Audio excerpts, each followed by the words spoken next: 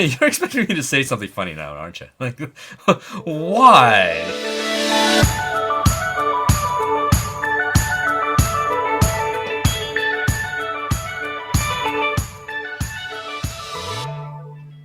Welcome to the Q&A show. We're in June 2023. It's Ron Pepper coming at you from Northern California. I'm practicing my Canadian jokes before I introduce my Canadian co-host, Rob Moroto, up there on Vancouver Island or in Calgary.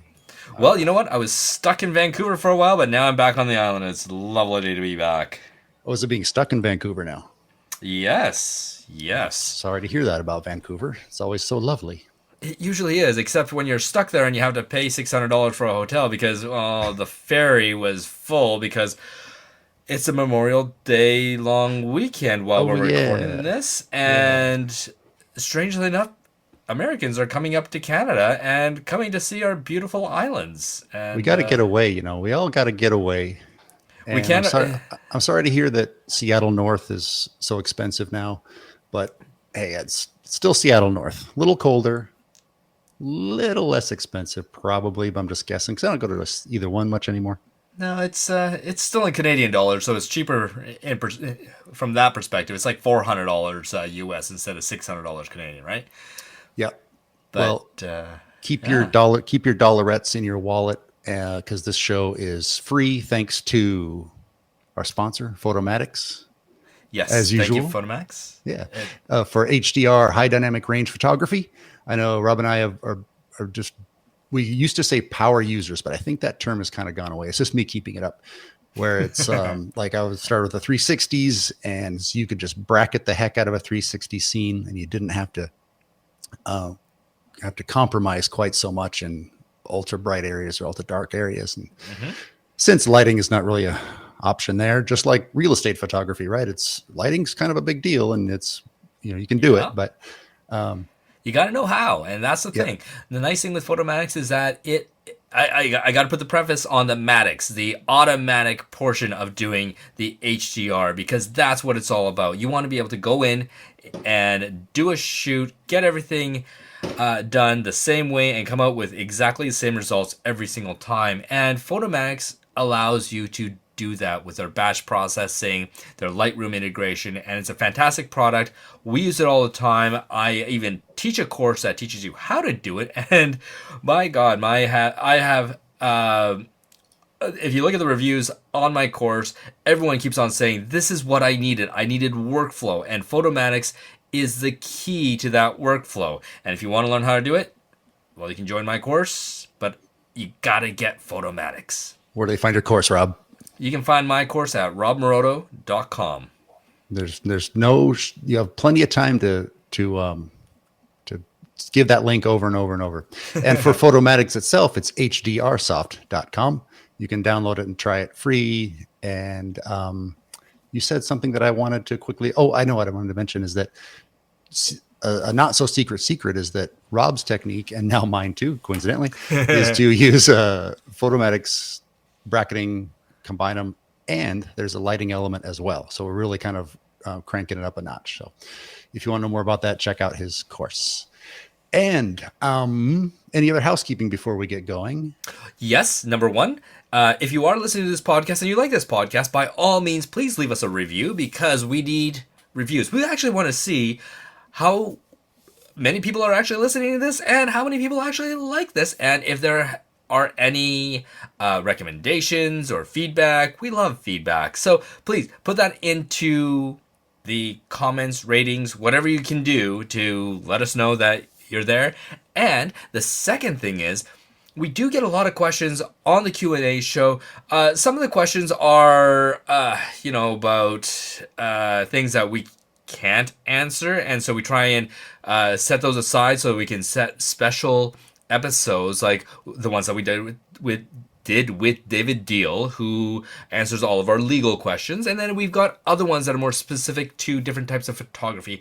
And we will hold on to those as well. And the general ones that we know that we can kind of answer, we'll get to. But keep on sending those questions. Be as specific as you can. If you have a question that you want to direct to either Ron or myself individually, great. Ask those as well. And you can send all those to questions at photofocus.com. Right. And I'm surprised we don't get more of that, those people challenging us. Like, oh, but do you know this? Because I feel like the questions are often, hey, I heard you guys talking about such and such. So they ask such and such. And they're kind of maybe oriented to us. But don't be afraid to challenge us because we might know, maybe. And then if we don't, we are, I'm actually kind of looking, I like that excuse of like reaching out, saying, I know who to get for this. And so I like that too. So let us know. And either for the roundtable or even for Q&A, we could have 3 of us. Just let us know. But yeah, questions at photofocus.com. And that brings us to the actual questions. So let's see. So on the docket today, real quick, we've got some beta questions. We have some nighttime photo questions that are be interesting, and new Nikon camera and filters. Yeah. So shall we start with the one first on the list, or should we do something else? Sure. Let's start with the first question first, because that sounds like it should go first. That way we won't get confused and look like amateurs later on, right? Right. Exactly. Go ahead. It said, listen to your last podcast. Wanted to get your thoughts on beta. Does it work as the same as a regular Photoshop? Does it replace the regular one? Will it brick my computer? You know that term? No. What is bricking? Like you, the first time I heard it was when iPhones were pretty new, and if you did a update in the wrong way, like to jailbreak it. Oh, jailbreaking means so you want to get away so you could put your own stuff on it and not be stuck with Apple. But if you did that, and I think if you jailbreak it, you can do that. But then if you try to update it the normal way, it would get bricked. So it became a brick, a paperweight, useless. So gotcha. So they're thinking, is it going to destroy my computer? I think let's see. And actually, what I wanted to mention was that everybody's talking about the Photoshop beta right now, and there's questions all over the place. So I thought we would just generally talk about our experience with that as well, because I assume that this first question is regarding the Photoshop beta, but it could be wrong. Yeah. Okay. So first, betas these days are way safer than they used to be, but and I work fairly closely with software, as you know, Photomatic, and because Photomatic 7 was a beta for a long time, wasn't it? They're all beta. They all are beta. Everything when it comes out new, whether you know it or not, it has been in beta mode, and that just means testing mode. So that means that if you have a beta and you get a bug or something happens, a glitch or whatever you want to call it, then that's kind of to be expected. There's going to be some problems because you know what? It's a beta. It's not a release yet. That's the whole point. So if you're using a beta, you are a tester, and therefore there's no promise, no guarantee that it's going to be perfect. The chance of it bricking a computer, I think that's pretty rare anymore, because computers are this operating systems and the developers, they're really good at protecting and sandboxing so it doesn't impact other parts of the computer. So I would, for me anyway, I don't want anything to happen to somebody. I downloaded the beta of the Photoshop. I use betas of Photomatics and other stuff. And you can also get betas of things like the operating system for Mac and Windows. You can get the betas, and they just you're basically like a unpaid tester is what it comes down to. Pretty much, for the fact that you're using it and being the guinea pig, you get to be the guinea pig for free, which is kind of it's an all right trade-off. And I think this question came out because of the Photoshop beta, because oh my God, there's been a lot of an amazing features that were coming out in the Photoshop beta, like the remove tool, and what's that other one that we were talking about? The AI fill, generative fill. The generative fill, yeah. So we talked very, very quickly before this, and it sounds like you and I have tried different parts of the beta. So this is perfect. This is great, because, well, just to let the cat out of the bag, you and I, we talk sometimes between shows, but it's really not about the show. we do other things. So we didn't plan on exactly what we would talk about in our answers, but For me, well, go ahead because you were talking about you used the remove tool before, Yeah, and I because have not yet. because obviously I'm a real estate photographer and I teach how to do real estate photography. So when the remove tool came out, this was able to be the simple, most important tool for our industry because if anyone's done any real estate photography, you know that you have to Photoshop yourself out of mirrors, reflections, the shadow of your camera out of places, little pieces of green tape for Yeah. deficiencies, holes in the wall, and all these other things that your clients want you to just Photoshop out. And the remove tool is perfect for that. And so as soon as it came out in the beta, I was jumping all over it because that was so So it was let's do this really integral. let's do this real quick. Okay. If you're listening for the listeners, if you're listening and you're at your computer, not a car or something, if you're at your computer and you want to try this out, all you got to do to try out the beta, okay, this is my first surprise, is you open up your Creative Cloud app, Yep. and I didn't know this. Somebody pointed out to me. You just go around there on the left side. There's a whole list of things, and about a little more than halfway down, it says Beta Apps. You just click on Install Photoshop Beta, and that's it. It won't remove your other one or anything. It's just there as a different icon. So go ahead and do that, and then do what Rob says. Open a photo. Go ahead and open a photo while we're talking, if you're listening. And then, Rob, how do you find the remove tool?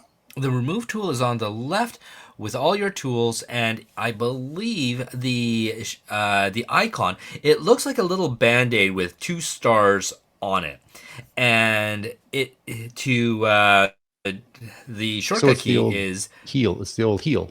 it is Oh, the old remove heal. tool. Gotcha. It's a remove It's tool. under the. Gotcha. Yeah, you press J, and if that's not the right one, then you press Shift J to get the different one, I believe. Shift J? No, You can let's just hit see. J again, go over and over, right? Yeah, until you get to the right one. And you will get the remove tool. And it's so cool because you can just paint over essentially whatever thing there is that you want to get rid of, and it will get rid of it. It's amazing. Okay, as a quick test, I just painted over the. Actually, it's one of the things that makes the photo work. It's a person in there, but I'm still removing them just as a quick test. So I just did it. I just went over on the left and in real time. It's taking this long. I selected it when I said I did, and it's taking this many. There, yeah, took the guy out. So I took a guy out of a little. He's on the putting green, and he's gone. Now, what I got to say about this is I've been using it now since the beta came out, and it just came into the new release. So now the remove tool is in the public release, which is fantastic. And when it was in beta, it was good. It was really, really good. Now that it's in the public release, it's fantastic. And what I mean by that is, for example, I had this one image that I had to shoot where there was a skyjack, and you know what a skyjack is? It's like those mini cranes that people use to. If you've seen anyone do construction on a power pole or something like that, it's like a mini crane that just lifts people up in a basket. Well, it had one of those outside of the window of the apartment building that was being shot, and so when we shot it, imagine this crane on the other side of a of your patio railing. So the patio railing has all the bars in it. So it has vertical bars, and then the object is behind that. So what we needed to do was we needed to remove this object that was behind vertical bars, Oh, Dios mío. right? And when we selected it and clicked enter, bang, all the bars were still there. It replicated the trees behind it, and it kept the horizon going across it as well. It was unbelievable. Now, it just happened to be that I did the same image when it was in beta because, well, when the my client asked me to do it, the beta was the only one that I had, and then the next day it came out into the public release, and then I used it in the public release one. And the beta one, it struggled. The lines didn't line up. There was a little bit of confusion as to where the tree was supposed to be, where the horizon was supposed to be, but then in the public release, it got it bang on. It was fantastic. And so one thing I got to say about the beta is that it was really nice to be able to try it in beta so you could see what the potential is. The thing is that if you judge it based on beta, you would have been disappointed because there are so many things that it wasn't able to do. It wasn't at 100%. But now that it's in full release mode, wow, it's even better. So I'm glad I got to test it in beta to see the potential and then really see what it can do in the new release. So yeah, if you do have the opportunity to work in it, to download beta and play around with the new features, right now is an exciting time because all of this stuff is this AI generated. They're integrating the AI stuff, right? So now is really a lot of fun. Well, I tried out the AI generative fill to with good and bad results. Yeah. So same thing too is if you want to try if you're listening, you want to try this. If you by now downloaded it, the generative fill is really interesting. You just go up and grab for any kind of selection, like the lasso, just make a circle or whatever. And as soon as you do that, make that selection, it'll bring up a little thing. It says generative fill. You click on that and you say, like I said, I had to add a beach chair to the beach earlier, and I'm going to have it. Let's see. I'll go add a circling hawk. I had this golf photo up on my screen that nobody can see, but it's taking this long. Mm-hmm. This real time. It's taking this long to generate a hawk, and the things that when I tested it before, I didn't really think that the subject looked that great. Okay, so boom, it threw a hawk in there. I didn't think the subjects usually came out that great because it's grabbing somebody's art from somewhere else, like a hat or clothes or whatever, and it's replacing like a whole section. But the thing that it does do really well is blend it in. Like I had it add a hat to somebody's head earlier. Yeah.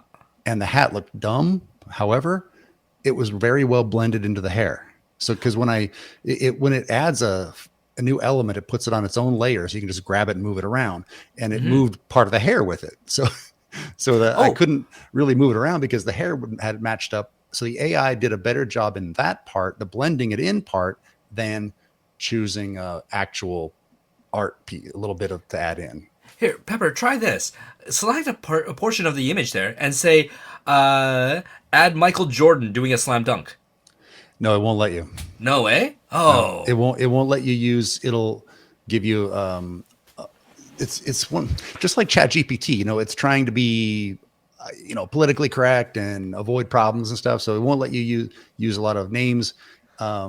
Where I saw it introduced was Tony Northrup, his good YouTube channel that I think we've recommended before. I'm not sure.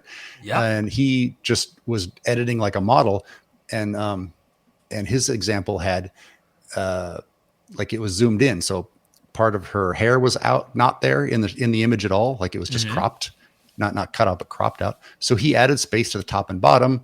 It added the hair in made it up out of nowhere. But when he tried to add something to like the bottom part of her, it said no. and so I guess up is okay, but bottom is no. Yeah, I mean, it's trying to avoid weird people doing weird stuff, I guess. And okay, fair enough. I'm not. I don't know how I feel about that. I think it's better to be careful in that area. So anyway, that's what we. Yeah, go ahead. I agree. It's you have to have limits and boundaries because all of a sudden you can start using this for. In ways that could potentially make like some when Photoshop was pretty new and they were putting someone's face on other body and using it in all kinds of ways that person didn't want used. So I'm sure they're trying to avoid that. That makes sense. But check it out because if you have the Photoshop Creative Cloud already, which I guess if you use Photoshop, you do, I think. So just try download the beta. It's really been interesting. And this stuff's changing fast. This stuff's changing fast with the AI. And they're already, I mean, what was it? Just a few months ago that we were trying out the DALL-E and it was. It hasn't been very long, and these kinds of things are getting already integrated into Photoshop and stuff. I saw a South Park episode that wasn't even new, I don't think, and they were doing something on ChatGPT already. Wow. So this stuff. Actually, it's funny. I was just scrolling on Facebook and I noticed something came up and it says, "Learn ChatGPT. Here's an online course." I'm thinking, Really? There's an online course already for ChatGPT. Jeez. All right. Yeah. Uh, but Everybody here, wants to teach you how to prompt it. exactly. Now here's another one that I found really interesting, and I just came across this. I haven't tried it, but anyone who is out there doing video, I've been doing all my courses online, and one of the things that you may notice about me is that I do say a lot of ahs and ums and likes. And for a course, I like to get rid of those. And so I use a program called Descript. And Descript allows you to edit your video like it was a Word document. You can go in, see your words, cut it out, repaste it, put it together however you like, and it comes out really smooth. Now, that was not something that was available in Premiere Pro, but if you go into the beta, it does have its own version of that now, where you can have Premiere Pro look at your entire video, transcribe it, and then lets you edit the video based on the transcription. And it's super cool. And so I'm looking at Descript, and if I had any stock in that company, I'd probably be pulling out right about now, because it's just going to become a standardized feature in Adobe Premiere Pro soon. So that was a really cool one. I've seen some really cool stuff with the betas of oh shoot, is it Illustrator or InDesign that I saw it? Anyways, there's so much cool stuff going on right now with the betas. I would be happy to try them all out. Now, one caveat that I do have, when using the Photoshop beta, what I found was that because it's a beta, it doesn't actually pull all your presets and all your preferences in from the existing version of Photoshop that you may have on your computer. And you don't automatically open things the same way. So if you open it from another app or something, it'll go to your regular Photoshop by design, I'm sure. Right. And so, for example, I have a lot of different brushes in Photoshop. I have a bunch of actions in Photoshop. And I also have a bunch of different settings in Photoshop. And what I found was when I open up beta, my actions aren't there. My brushes aren't there. My preferences aren't there. And so I can't use it like I would with the regular Photoshop for my workflow. So the problem is if I had Photoshop beta open, I went into Lightroom and said, okay, edit this photo. Right. It would open it up in Photoshop beta, not in Photoshop regular. So to avoid that, you do have to close down the beta first and then open up the regular Photoshop, so that when you say Lightroom, edit this in Photoshop, it would open it up in the regular Lightroom. Oh, are you okay? Sure. That wasn't my. You sure? If you do like an export from Lightroom, it'll go to the beta if you have it open. If you have the beta open, it will open up in beta. Maybe I had them both open because I saw. Okay, so never mind. I was going to warn people of the other way. So I'm glad that's true. Mm-hmm. And before we move on from betas, just one more time, because I've said this a lot, is that betas are not recommended for production. That's the standard line. Is that don't get mad at us or even Adobe or something if you're working away on the beta and something crashes, because it could. I would be shocked if it bricked anybody's computer, but crashing it, I'd still be surprised, but it's possible. So anyway, just keep that in mind if you're going to go out there. But while we were talking, since I have my Creative Cloud window open, I noticed there are betas for all the apps. Yeah, Illustrator, Premiere, Rush, After Effects, everything. So they're all there right now. I haven't even had a chance to try any of the new ones like Firefly or I don't know that one. Right. I tried Rush a little bit for video, like for real estate video. You could use that instead of some other app, because that's a mobile app. Mm-hmm. It is pretty fast, actually. There's another one that was cool. They took out the 3D portion of the 3D rendering out of Photoshop and made it into its own program, which is really cool. And so I wanted to try that, but I haven't had a chance to get to that yet. There's so many different toys on on Creative Cloud, which is great. We can always explore. It's just that we don't have the time to do it. We're kind of seeing the positive side of the subscription, right? When they went to subscription, we were all pretty well. I was skeptical, but I was healthy skeptical. I wasn't saying like, sorry, but everybody out there that said you're holding my images hostage, that's really not the case. No. But so anyway, but I was still skeptical, like, oh, I don't know, this is could be greedy. But we're seeing whether that's true or not, we're seeing the positive side of just kind of constant development versus developing new exciting features for marketing, because that was what they had to do to sell you a new box. You had for an upgrade price of few $100s, they had to really have these new features that looked good for marketing, and now they're able to just keep doing all this stuff quietly. So I do appreciate that. I actually like the subscription model, because what it does is it makes sure that you have the best and the greatest and the most current. Because I remember, just tired of having so many dang subscriptions. It's not just photography and computer. It's all the subscriptions for all the entertainment and the games and everything out there. It just that's the frustration. It's not that I think Adobe's doing it right as far as the subscriptions go. Okay, but do you remember? That doesn't take away the fact that they have so many. Do you remember how much Adobe Creative Cloud cost full price before the subscriptions? The whole thing, depending what you included in it, but the package or whatever was like $1,200. Exactly. So $1,200. Photoshop was $750, and that was a long time ago. So inflation would put it way higher now. So call it $2,000.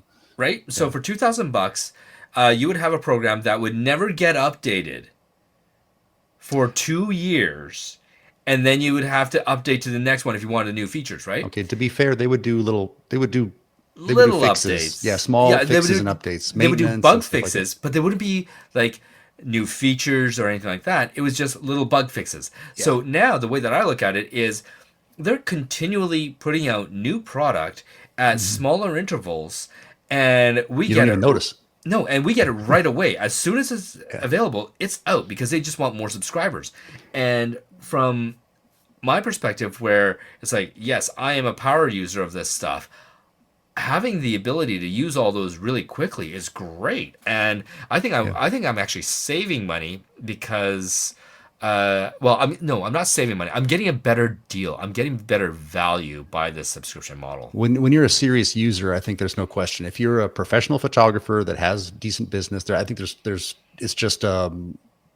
no question that it's very valuable to have. It's when you're starting out that it would be the other way. Now, when I was starting out,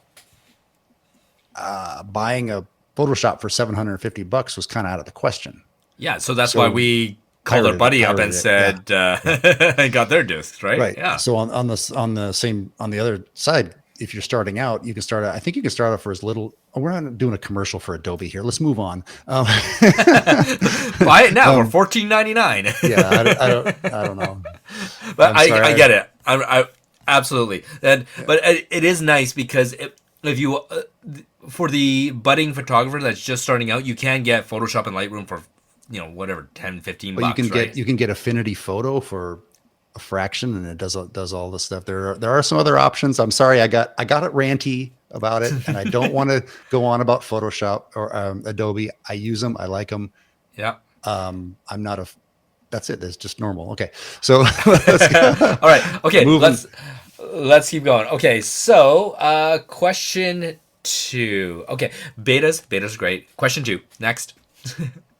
From, can you read that name? Nope. Kimpton? I don't know. Maybe? I don't know. Guys, you got to write your questions clearly.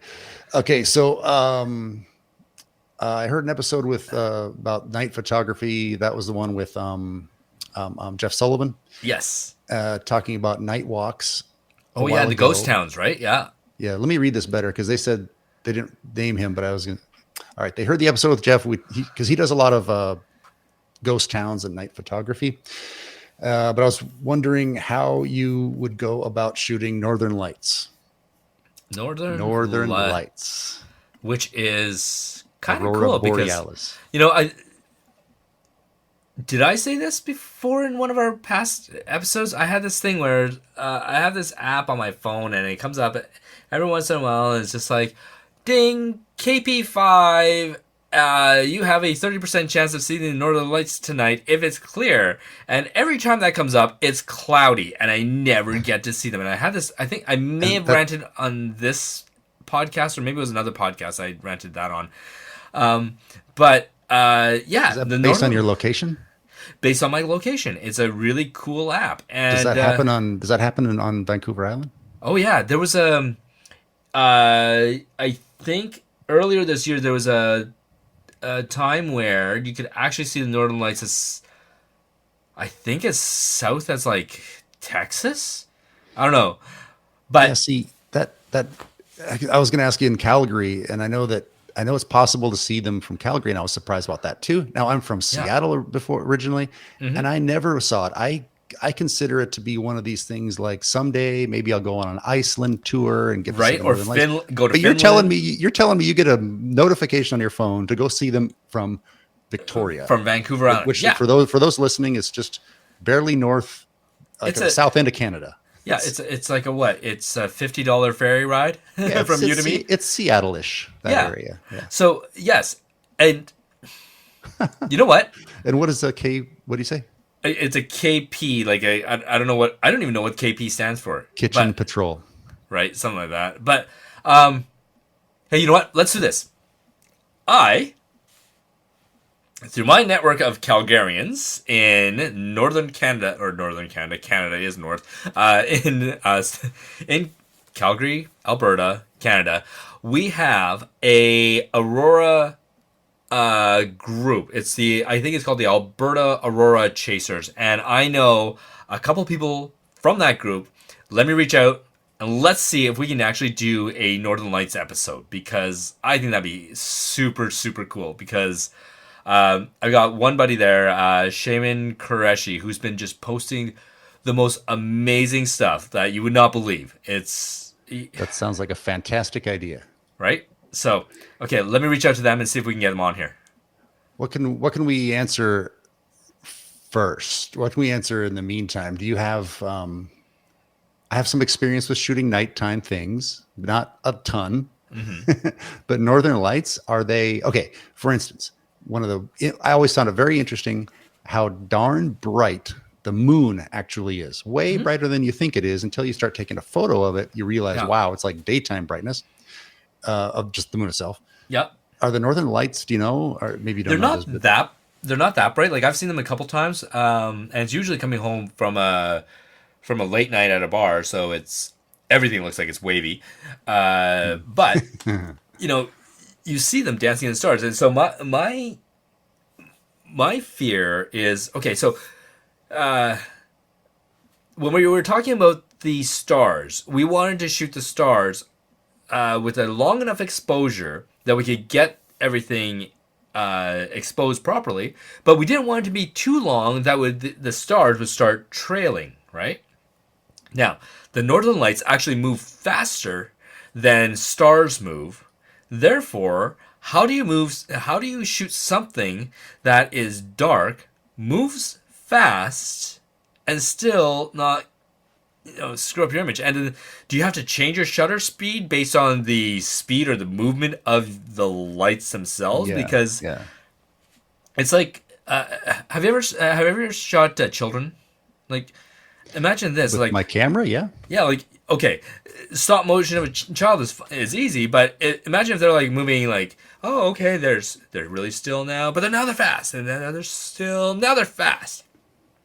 That's what these northern lights are like, where they're fast, they're slow, they're fast, they're slow. Oh, now they're really? yeah. Oh, interesting. So it's not consistent. The movement's not consistent, so you can't.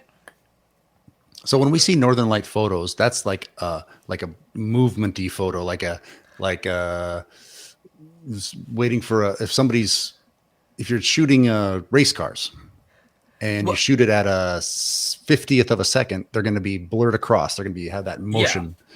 So when we see photos of Northern Lights, is that what we're seeing? That's like a motion. Pretty much. Like I think the closest thing that I can think of to what the Northern Light movement is like is, have you ever watched one of those like 4th of July presentations where they have the flag going in the wind in like really slow motion?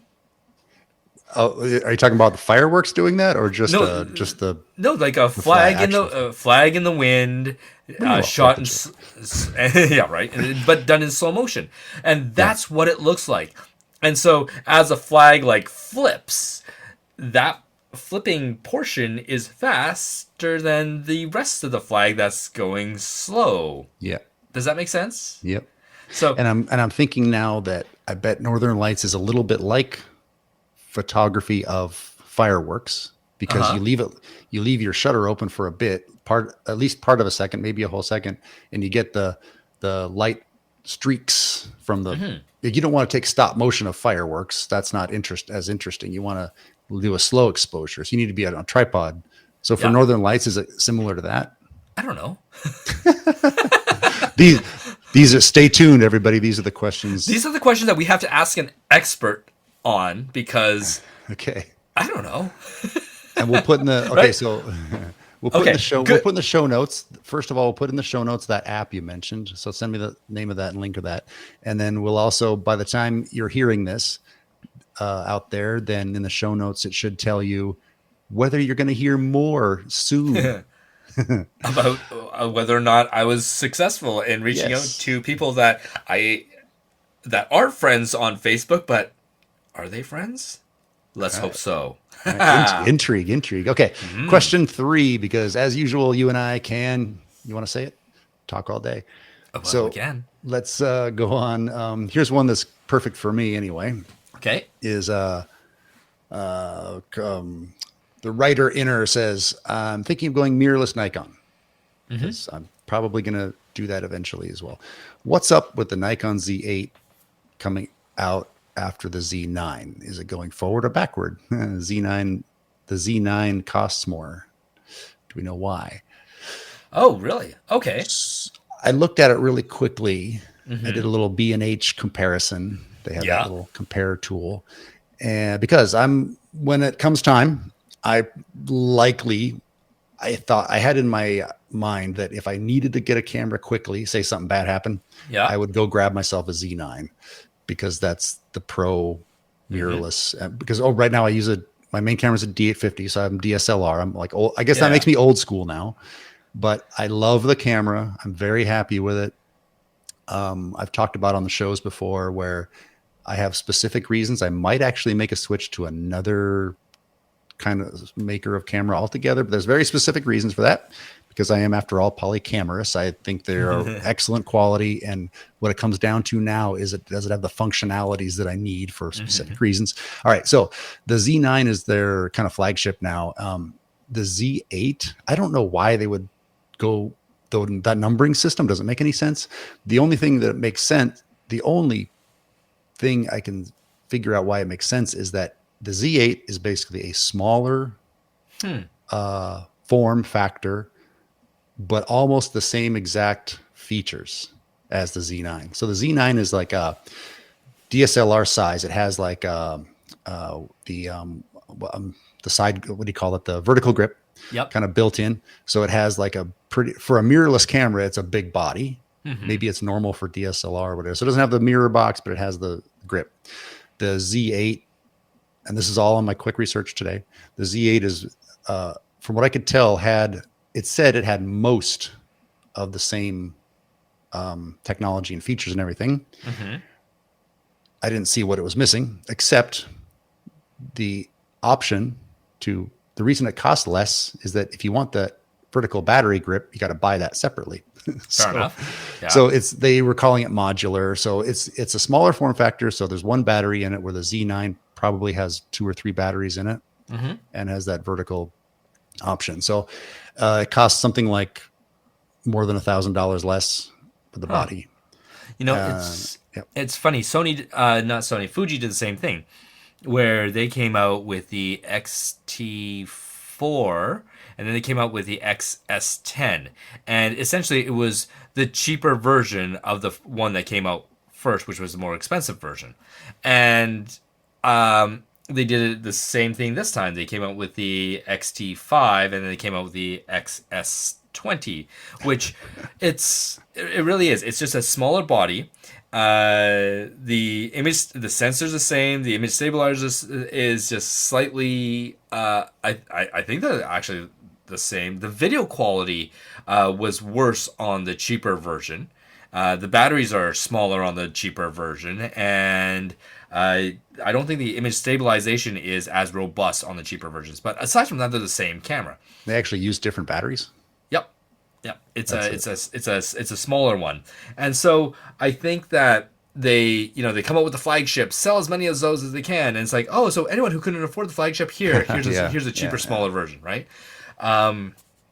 So I think maybe that's what they're doing, which, and quite frankly, like we were talking about before, like if you're getting into photography, yeah, getting the cheaper one and saving $1,000 at the very beginning of your journey getting to becoming pro is not a bad idea, really. Save your money in the beginning. Yeah. And when you have the money, then feel free to spend it.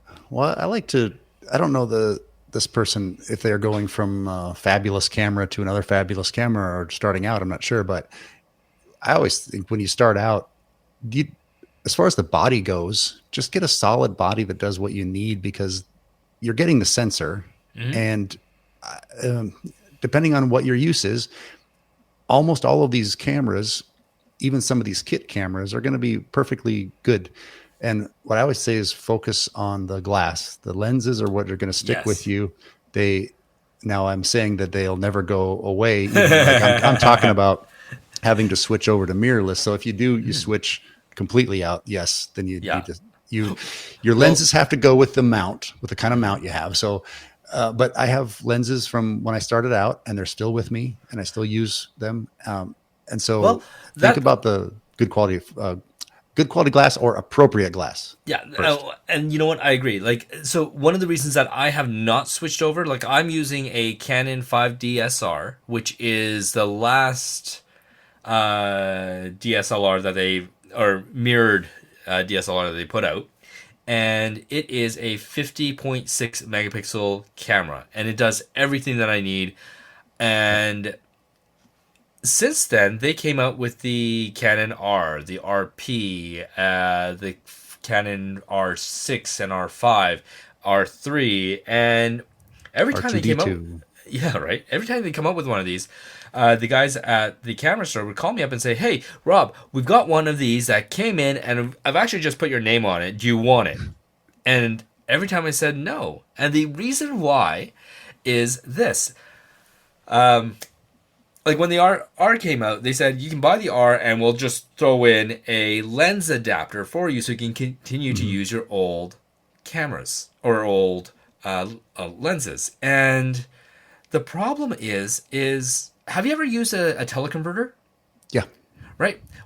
A teleconverter is great because it lets you manipulate one lens to be just slightly different and a slightly different use than was originally intended for. And so, like if you've got a 2x teleconverter, it can take a 400 and make it into an 800, which is great. But the image quality also drops when you do that. And you're adding glass to glass. So you're looking through more glass. And you also lose usually a stop or two. Right? On aperture too. So there are drawbacks, yeah. Exactly. And so when you use an adapter, the same kind of thing happens because the adapter is trying to make it so that you can still use the old tech on the new tech, and there is a little bit of a degradation that happens because of that. You can't help it because one is not optimized for the other.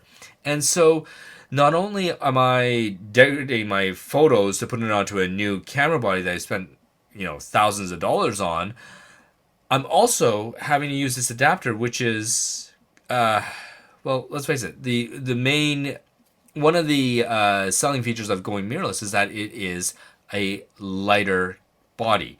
Well, if you're putting this adapter on that's like 200 grams onto the body, now you've actually lost that weight advantage. Second thing is, I always look at it as what can go wrong? My lens can break, my camera can break, but now I've got this third component that can also break. Yeah. And so if I'm switching over to a mirrorless format, I'm going to change out all of it. I'm going to change out the body, and I'm going to have to change out all my lenses. But To wouldn't you recommend having an adapter? Just have it around in case you might have a situation, because unless you sell all of your old stuff at the right around the same time. But I'm just guessing most people would, like for me, I'm just using my own example. If I get a new camera, I'll probably get the new camera with the specific lens, and that'll be dedicated, and over time build up. And then I think I would want an adapter just in case I want to have a situational, because these adapters are like, I'm looking right now, these adapters that I'm looking at, this is probably the one you're talking about for EOS R is $100. And one thing you were talking about is there's more can go wrong, because these adapters have to support all the electronics and be able to communicate all that kind of stuff through there. So the pins there that connect to the pins on the camera mount and that connect to the lens. So I totally agree with what you're just adding layers that could go wrong. But why, other than that, do you know, I don't know if you know the answer, but what other degradation would you be getting? There's no additional glass there. It's just it's really kind of a spacer, isn't it? It just kind of is, but you also have to remember that the how do I put it? The lens is created so that it perfectly aligns to the sensor at a certain distance, right? Yeah, and that's the space that I was referring to. So, but at the same time, I don't know exactly what that adapter does. Actually, you know what? Do I have one here? I might. Well, I would do this. I would love to hear back if anybody has comments, either emailing us or just adding it to wherever you hear this. And let us know about your experience with adapters, because I've been lucky enough to not really have to do that. The teleconverter, like you mentioned, yes, I've done that, but then I always feel like I'm missing. Yeah, I miss those f-stops, like if I'm shooting sports or something. Yeah. And so, I think that Canon and Nikon and those guys, I think they would claim at least that you're not losing any quality. No, and I used so the other thing is that you definitely would have to buy the adapter at the very beginning, because a lot of these companies don't have their full range of lenses available on their new systems yet. Right. So, for example, the 11 to 24 f4 lens for Canon, they don't have that in the mirrorless version yet. They just have it in the DSLR version.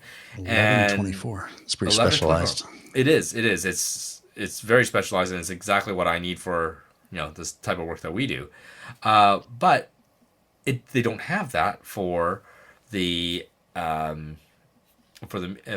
And the other thing that I've realized is that I've also got a bunch of Zeiss lenses that I haven't tried them on. We've got a couple of RPs in our inventory, but it's hard to be able to look at the sharpness of an image shot with a Zeiss lens on an RP, because the RP is only 26 megapixels, I think.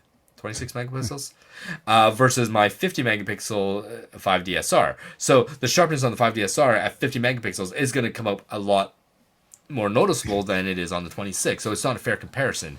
Well, now that we're in the weeds, yes, as photographers will do once you start talking about gear, right? Yeah. Well, I mean, so just to get back and sum up, the Z8, it's less. I don't even know if they're available yet. It was a pre-order on B&H, but they cost a bit less, and but you would have to get that separate, at least the extra. What am I trying to say? The vertical grip. Yeah. And I don't know if it comes with. Maybe the Z9 comes with all the batteries. I'm not sure, but it seems like the latest, they're calling it the flagship. They're saying what I saw someone say that it's supposed to be the true replacement or the true next D850, because for Nikon, most people agree that the D850 is kind of the sweet spot, the camera that everybody, at least before mirrorless anyway, if you want DSLR, is kind of the probably the best, and obviously depends on your use, but I do love it. And so I'm thinking about those same cameras as our quote unquote caller here. Okay. Well, So hey, wait a sec. Just out of curiosity, with the Nikons, how does it go? Because Canon, okay, so Canon, the higher the number, so oh no, please, please. a 7 is like the entry level camera. So the yeah, the 7D. 7D is the entry level. Then you got the 6D, then the 5D, 3D, and then the 1D, which is like the top pro camera, right? So 1 is like the number 1. If we look at cars, like Mercedes, they have an A class, B class, C class, E class. The bigger the higher the letterage, the bigger the car is, right? You get to the G class, is the most expensive. All right, same with BMW. You got your 1, 2, 3, 4 class, 5, 6, 7. So what does it mean that Canon just gave up those and started going R? Right? And RP, like Ron Pepper. It's got to be the one to get, right? It's got to be the one. It is the smallest one. Burn. Wait, right? Wait. Now, so the Z8, is that a higher number or is that a lower number than the Z9? Exactly. That you said it exactly right. It's a WTF moment, Nikon. Why are you trying to confuse us? Just the next one should just be the next number, right? But then with Canon, the crop sensor, say the 7D, the 5D, whatever, and the crop sensor ones are the 70D. Yeah, 50D. Oh yeah, that's right. As soon as the higher the number, the smaller the sensor gets. So 70, 80, 90. The 2-digit numbers were the crop sensor ones. I don't know if it's the same way or not now. Yep. But at one point, I knew all the cameras because there were so many less, first of all. Yeah. And I was working with a lot of people one-on-one and stuff. So I knew everybody. You could tell me the resolution of your sensor to the pixel, and I could tell you what camera it was. I mean, it was ridiculous. But there were so many less. Now there are just so many. I can't, and then forget about Fuji and the naming structure Panasonic. Is just has gone completely weird. It's like Elon Musk is trying to spell sexy again. It's ridiculous. Oh, is that what they're trying to do? These Nikon getting sneaky with. I haven't heard you call it a Z8 and a Z9 yet. No. Interesting. I haven't. Interesting. Why don't we move on? And I can ask you this question. You ready? Sure. Why do you have a black and white filter? Are we talking about my B&W circular polarizer filter? Yeah. No, not a BMW like the car. A B&W. Well, that was a really stupid joke, but that really was. I always thought that was funny. They named these filters. So we have a question about filters, and it's such a general question about what our opinion is for circular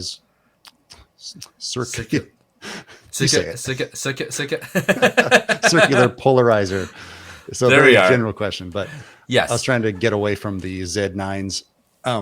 So what is and you and I both have this brand called B&W, which doesn't that mean black and white for photographers? Why would you name it that? If it's a filter, right? Can you imagine if somebody actually bought the filter thinking that it would turn their pictures black and white? Yeah. I mean, that's a German company. I'm assuming it's somebody's names. I should probably know, but Bowen Wilkins or something like that. Yeah. Yeah. But anyways, Benzinger and Weiss or something. Right. Bob and Waldo. Anyways, what is the best circular polarizer to have? Quite frankly, I bought the B&W circular polarizer because I read the reviews and it always said, "Oh, this is the best one." Me too. The thing I wanted to go get a good one, and it was, I mean, what are they, like $100?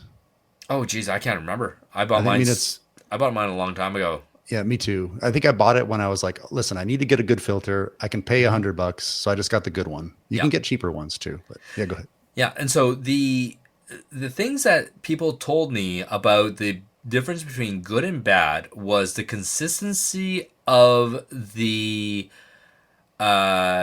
consistency of the filter throughout the frame. So whether it went like darker to lighter as it went from the center outwards, or if there was blotchiness or anything like that. And Would you like to preface by telling anybody that doesn't know what to do, what that's for? a circular polarizer is like having a set of polarized glasses put on, where it cuts out one dimension of reflected light. And so if you have light that is reflecting off of a flat surface coming at you from at any angle, you can actually use a circular polarizer to block out that light. And that becomes very, very helpful if you are dealing with things like glare and doing things like landscape photography, where you don't want to have the glare off of the lovely ocean or waterfront or whatever is flat and reflective. Or if you're shooting a real estate, for example, and you have a hardwood floor and you don't want to have the sun reflecting off the hardwood floor into your sensor. That's a pain in the behind, that one. Right? And so there's all of these reasons why you would want to have these, and it works out well for various uses like that. And mostly, I think the real estate photographers are the ones that are using these the most, as well as the landscape photographers, because if you cut out a little bit of the polarized light, you can also get much bluer skies and much richer colors in your greens and reds, I believe, right? I think it can kind of function as a little bit of graduated graduated filter. Yeah, we're doing really well at the end of this one, aren't we? Rob, you and I, we like to record late, and maybe I'm falling apart, I don't know, but yeah, the graduated filter, so you can darken down the sky. It can be used for that to an extent. It's not very strong, I guess, but the other day I was had a little pond, somebody had a koi pond. Mm-hmm. So if you wanted to see the koi, I had to have the filter. Otherwise, it was just reflecting the light off the pond. You couldn't see in. So just to give people an idea of what you're missing out on if you don't have one. Because as soon as I got one, I was like, oh my God, wow, this makes so many things so much easier. Yes. And so, as far as the quality of it, right? What were you saying? It's because of the consistency and the smoothness. Because as you rotate it around, you get the effect in one area only. Yes. And it's just because it's like if you had Venetian blinds, right? Just really, really small ones that just blocked out one direction of light, and you're just rotating it. And I like the B&H one because it is very smooth in its rotation, and you can see it quite well, and you don't get a lot of banding. It is it's a nice filter, but honestly, the one that I have is I've got it right here, and it's got a whole bunch of dust on it because, quite frankly, I haven't been using it. I've got a 77 mil circular polarizer, and the 77 mil works on two of my lenses. It works on my 24-105 f4 for my Canon, and it also works on my 16-35 f4 lens. But those are the two lenses that filter will work on. The problem is that sometimes I will use something like a 14-28 or a 11-24, or maybe I'll use my 100-400, maybe I'll use my some of my primes, and that filter won't work on it because the thread size is different. Yeah. And just like we were talking about with getting into mirrorless, if I'm going into a mirrorless system and I have to buy a whole bunch of new lenses, I sure as hell hope that they're all 77 millimeters so that I can use these filters on it, because they're not. No, I have a whole bunch of these filters that are all at 77 because that is the size of my most commonly used lenses. I think that's the same with my 70-200, which I use for my portraits. But people buy, traditionally, especially before digital, because digital always makes things possible, so we need less technical gear.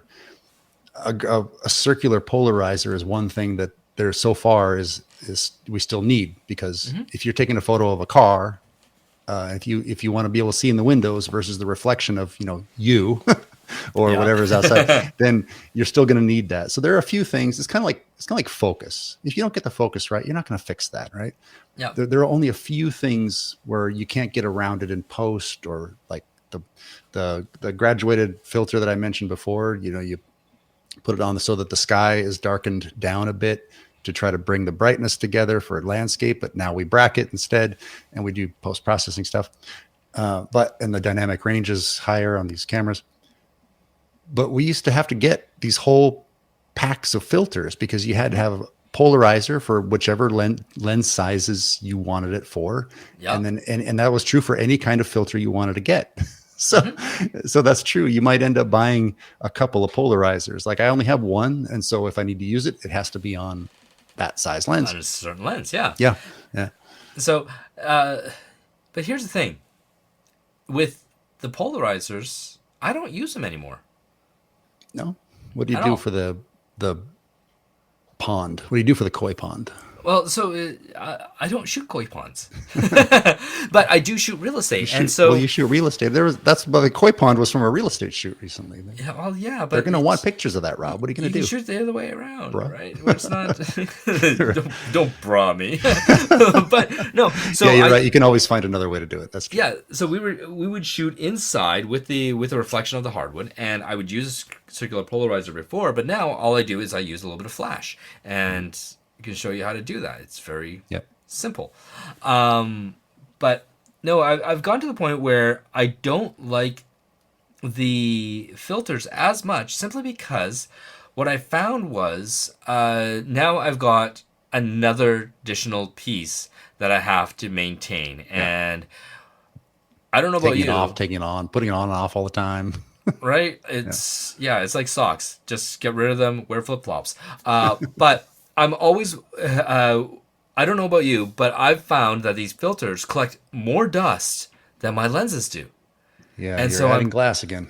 Yeah, I'm constantly wiping these things down over and over again just to get rid of the flare that comes from the dust particles on it.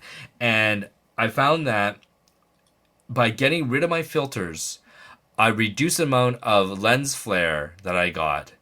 And I was able to correct for anything like reflections off the floors or anything like that. And if anyone out there wants to disagree with me or fight me on this, by all means, love to hear from you.